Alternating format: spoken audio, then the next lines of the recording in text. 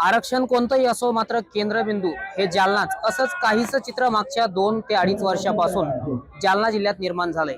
मराठा समाज असेल, बंजारा समाज असेल आणि त्यानंतर आता खरं तर धनगर समाज देखील आक्रमक झालेला आहे। धनगर एसटी आरक्षण अंमलबजावणीसाठी जालना शहरात गेल्या 4 दिवसापासून दीपक बोराडे यांच्या नेतृत्वाखाली हे आमरण उपोषण सुरू आहे। आणि आपण जर या ठिकाणची ही दृश्य पाहिली तर राज्यभरातल्या वेगवेगळ्या जिल्ह्यातून हे जे धनगर समाज बांधव आहेत ते दीपक बोराडे यांना पाठिंबा देत आहेत, त्यांना समर्थन देत आहेत, त्यांची प्रकृती देखील खालावलेली आहे। नेमकी त्यांची मागणी काय आहे आणि सरकार या मागणीकडे गांभीर्याने घेतंय का, यासोबत आपण बातचीत करूया। आपल्यासोबत काही आंदोलक आहेत, काही समर्थक देखील आहेत। काय सांगाल दीपक बोराडे यांच्या आमरण उपोषणाचा आजचा 4था दिवस आहे, प्रकृती खालावलेली आहे। मला सरकारला एक निवेदन करायचं आहे की आतापर्यंत आपलं कोणत्याही प्रकारचं शिष्टमंडळ इथपर्यंत आलेलं नाहीये। आम्हाला नम्र विनंती करतोय आम्ही पूर्ण सकल धनगर समाज, आज आपण जर लवकरात लवकर याची दखल घेतली नाही तर धनगरांचा इतिहास हा तलवारीचा आहे। त्यामुळे आम्ही कोणते येणारे कृत्य करू त्यानुसार तुम्हाला जागीन असं काही करू नका। येणाऱ्या 24 तारखेला भूतोना भविष्य हा मोर्चा जालन्यामध्ये निघतोय। 10 लाखाच्या वर संख्या इथं राहणार आहे। पूर्णपणे पिवळमय वातावरण तुम्हाला जालन्यामध्ये दिसेल। आणि येणाऱ्या 24 तारखेला दीपक भाऊ जी दिशा ठरवताल ती दिशा आम्हाला मान्य राहील। येणाऱ्या 24 तारखेपर्यंत सरकारला एक निवेदन करतो की आपण आपलं शिष्टमंडळ पाठवावं, जेणेकरून दीपक भाऊंची जी तब्येत बिघडत चाललेली आहे त्याची काळजी घेणं कठीण होत चाललंय। आज त्यांना सकाळी सुद्धा चक्कर आली होती, आम्ही कोणाला सांगितलं नाही, आज तुमच्यापाशी सांगतोय ते चक्करून पडले होते।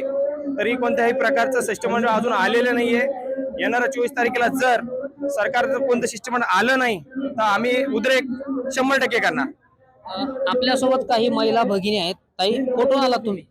मी जालना जिल्ह्यातला अंबड तालुका आहे, तिथलं जामखेड मधून आली आहे। बरं, काय सांगाल आज दीपक भाऊ गेले 4 दिवसापासून आमरण उपोषणाला बसलेले आहेत, प्रशासनाकडून कोणतीही दखल घेण्यात आलेली नाहीये, काय सांगाल?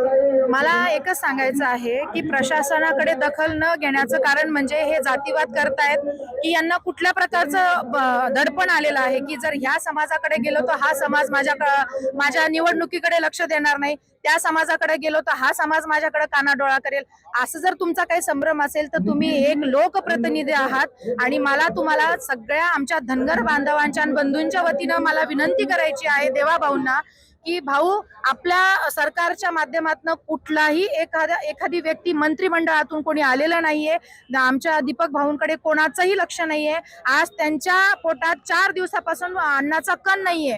मग तुमच्या पोटात थोडा सुद्धा जाळ उठत नाही का की हा माणूस आपल्या घरावर तुळशीपत्र ठेवून आपल्या लेकरा बाळांचं सगळं सोडून आज तो आमच्या लेकरा बाळांसाठी, आपल्या समाजाच्या लेकरा बाळांसाठी एसटी आरक्षण मागण्यासाठी धनगरांना तो माणूस लढतोय।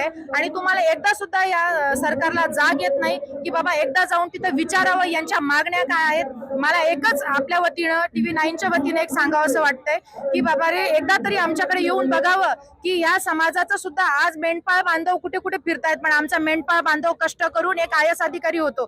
जर एसटी आरक्षण मिळालं असतं तर अजून 4-5 लोक आमचे घडले असते IAS अधिकारी म्हणून। एकच विनंती आहे की एकदा तरी लक्ष द्यावं आणि जर नाहीच दिलं तर दीपक भाऊंच्या सांगण्यावरून 24 तारखेचं आपलं एक मोठं आमचं आंदोलन आहे। आज आमच्याकडे निसर्गाचं सुद्धा वादळ आलं होतं, पण या पिवळ्या वादळानं ते निसर्गाचं वादळ सुद्धा फेटाळून लावलं। कारण की जे मंडप पडलेला होता, मला असं वाटतं की देवाला सुद्धा माहितीये की बाबा हे आरक्षण मिळालं पाहिजे, कारण कधींचं हे रेखाटलेलं आरक्षण आहे। आणि कॅबिनेटमध्ये सारखं सांगितलं जातं किंवा संसदेत म्हणलं जातं की आम्ही मांडतो, पण अद्याप देखील सुद्धा मांडलेलं गेलेलं नाहीये। मी देवा भाऊंना एकच विनंती करते की एकदा तरी इकडे कानाडोळा करावा, म्हणजे कानाडोळा न करता इकडे तरी लक्ष द्यावं, हीच एक विनंती आहे। काय सांगाल ताई?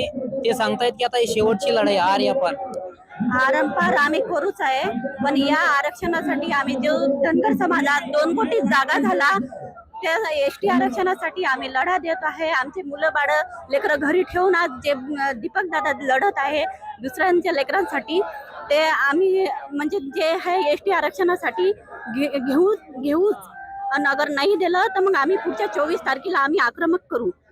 या आजी सुद्धा आपल्या सोबत आहे। आजी, कुठून आले तुम्ही?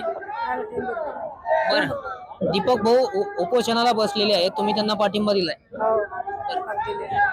दिला ना, चालू आम्ही। काय मागणी सरकारकडे तुमची? आमची मागणी काय आता गरीबाच्या लेकरायला हे करायचं, नोकऱ्याला पाहिजे ना, आमच्या लोकांना आरक्षण भेटलं पाहिजे असं आहे। अजून काही बांधव आपल्यासोबत आहेत, त्यांच्याशी बातचीत करण्याचा प्रयत्न करूया आपण.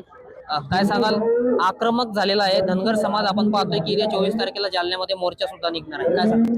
मी वंजारी समाजातून येतो, परंतु धनगर समाजाला कालपासून या ठिकाणी 4 दिवसापासून जे आंदोलन चालू आहे, या आंदोलनाला आम्ही सकल समाजानं पाठिंबा दिलेला आहे. कुठंतरी या समाजाचा न्याय हक्क अनेक वर्षापासून जे रखडलेलं आहे, एसटी आरक्षण अंमलबजावणी ती मिळावी म्हणून या ठिकाणी आम्ही त्यांच्या खांद्याला खांदा लावून त्यांच्या सोबत आहोत. परंतु शासनानं सुद्धा दीपक भाऊ बोराडे यांची काळजी करावी, कारण की 4 दिवस झाले त्यांच्या पोटामध्ये कण नाही, अन्नाचा कण नाही, आणि कुठेतरी त्यांच्या शरीराला कुठेही काही होऊ नये म्हणून शासनाने तात्काळ दखल घ्यावी, अशी माझी शासनाला तुमच्या वतीनं निवेदन आहे.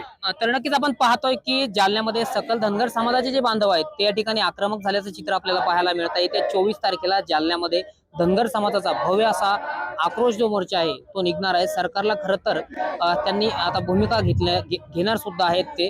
त्यामुळं या संदर्भात सगळ्या काय घडामोडी घडतात हे देखील पाहणं महत्त्वाचं ठरणार आहे. रामदास डाकणे, TV9 मराठी, जालना.